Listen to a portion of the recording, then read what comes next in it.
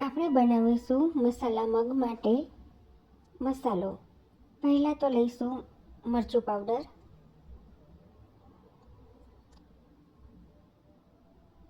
આમચૂર powder, turmeric, ધાણા જીરું, black powder black salt અને સોલ્ટ. આ બધું મિક્સ કરીને એક સાઈડ રાખીશું.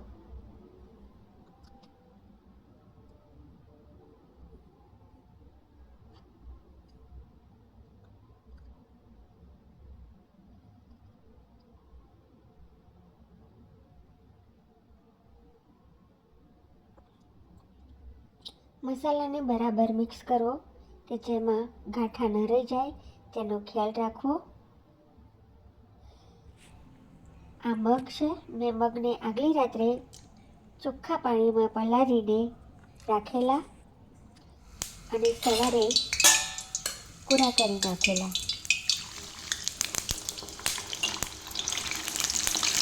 હવે હાઈ ટેમ્પરેચર ઉપર મગને કરવા.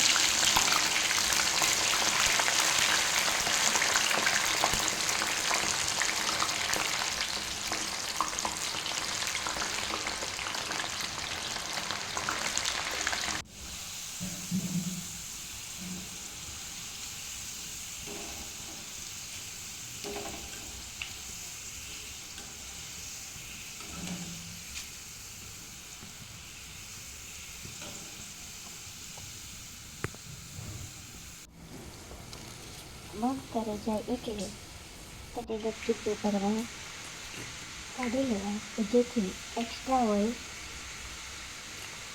દૂર થઈ જાય.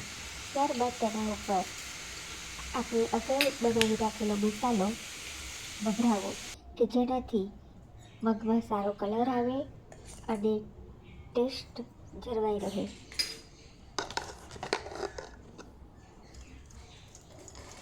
બધા મગ તરાઈ જાય પછી ઉપરથી મસાલો કરવો અને